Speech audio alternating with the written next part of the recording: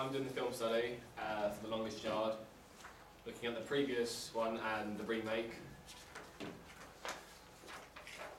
It's about the film overall is about an ex-footballer called Paul Crewe, who played as a quarterback for a football team, American football team.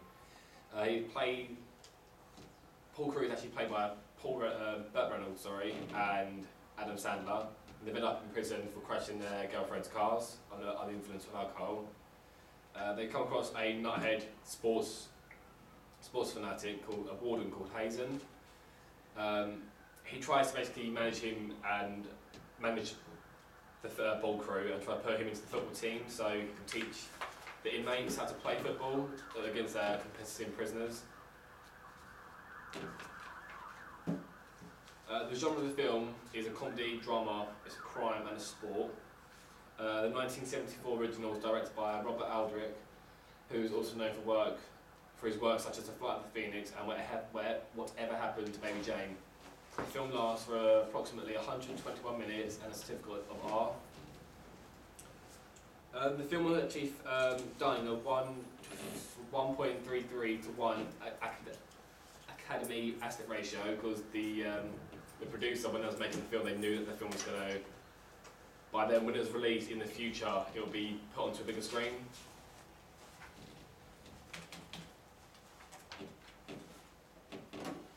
The Longest Yard, 1974 version, had a budget of 2.9 million in the box office, and the film made an estimated 43 million after. The film approximately made 40.1 million in profit during its peak sales, and a gross margin of 93.2% profit, and a markup of 1,336.6%. The Longest Yard, 2005, was released in May 27th, 2005. The film had a budget of 82 million, in which after the box office made over double of that, on approximately 190 million. The gross profit was 108 million, the gross margin was 56, and the markup was 131%. Technologies of production. I was unable to find the camera that they used to film the original Longest Yard, but I managed to find the camera that was used for the remake.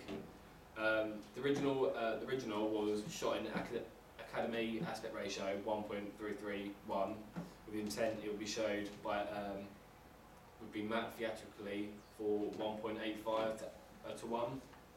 The remake was shot in the aspect ratio of 2.35 to 1 in a negative format of 35mm.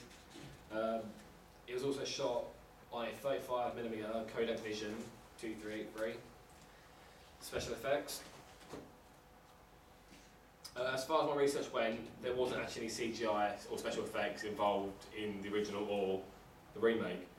It was mainly done by professional artists and pyro techniques and stuff like that, so it was all just, it wasn't to this day and age's kind of movie, it was like all done by cosmetics and stuff like that really. Distribution and exhibition. The original film was released in the United States on August 21st, 1974, and the remake on 2005, May the 27th. As the 1980s was the higher time to have VHS and were so popular, it was easier to send the footage over to other countries and sell the VHS on high street markets. 2005 was the DVD. The DVD was pretty much really popular, mainly between the years of like 2000 onwards, I think around about that time. As it was an upcoming essential piece of equipment, DVD sold amazing amounts, stupid amounts. Trends. During the era of movies, genres in the 70s were mainly about sport, so films such as The Rocky, The Bad News Bears were all being developed and they were being released at the same time. And obviously the 70s in terms of movie making was the time for sports and boxing type movies, so that's where the kind of era was introduced, like the film era, so that's when people started to develop and produce sport films, and sport fanatics went on to sports films. But after that, the 80s was the main era as well for horrors.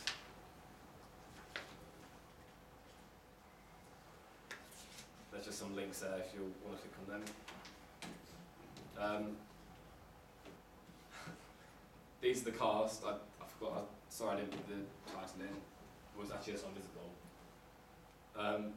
Yeah, the 1974 version had some interesting characters, but I didn't really understand who they were because 1974 wasn't live, obviously, and I didn't look up to any of those people. Like in the new 2005 version, there's people like Chris Rock as a caretaker in the film, and off screen, off the production, I know him as a comedian.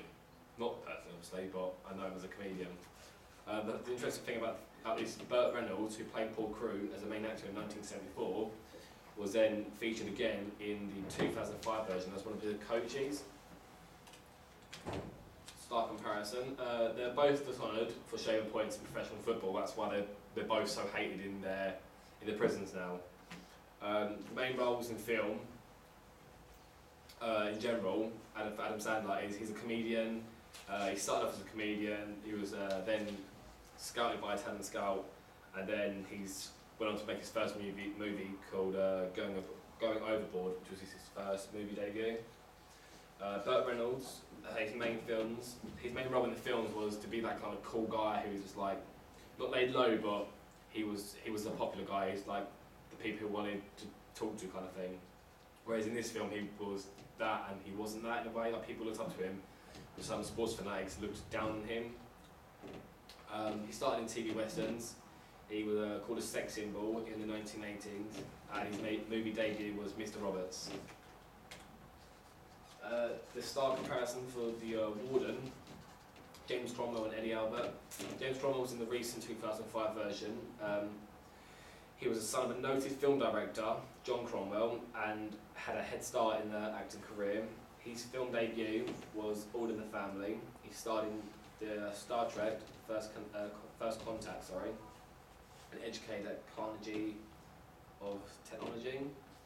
Eddie Albert was from the original 1974 version. He mainly portrayed as the good guy, but portrayed as the ruthless, cruel guy in this particular movie. His film debut was aged at 14 for The Fool Killer, and he's a multi-talented singer, musician, and linguist. Star comparison for The Caretaker. 2005 version, Chris Rock, famous for his stand-up comedy, which he was doing for 12 years. Does a lot of commercials for like Nike and other sporting brands and general brands in general. Trademarked for his high-pitched delivery and goatee. One of his like iconic, like people hear his voice, they're like, oh, this Rock straight away. And his film debut was Beverly Hills Cops 2. The 1974 version for The Longest Yard was William Fichtner, who played as the caretaker. He studied acting in New York, and then studied acting in Los Angeles. He majored in theatre arts. He also served in the US Army, and his debut film was The Cliff Dwellers. The social, political and regulatory factors. The Longest Yard is actually a metaphor for prison life and football. Not only is prison going to be tough to overcome and a struggle, but that'll also be the longest struggle. So I think that's what the title means. Like personally, I think the title is what I said, but The Longest Yard kind of explains. It's like a test kind of thing. Like they've gone to prison, they've been tested now. Not tested, but they've done wrong obviously. So they've been put in prison, and then they just got to survive for as long as they can, and it's just going to be a struggle overall. It's also a reference to the American football rules in the United States.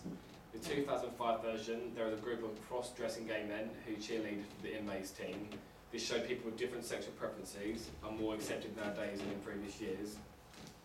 And around the 1970s and the end of the 1970s, the hippie culture was dying down and people were moving on with their beliefs and lives. This is when the main football culture came in and captivated the world. Synergies between films. There isn't any main synergies that differentiate the films from each other, as both the original and the remake are close to identical. One notable synergy is the main role from the 1974 film was used in the 2005 remake as the co-coach. Vertical and horizontal integration.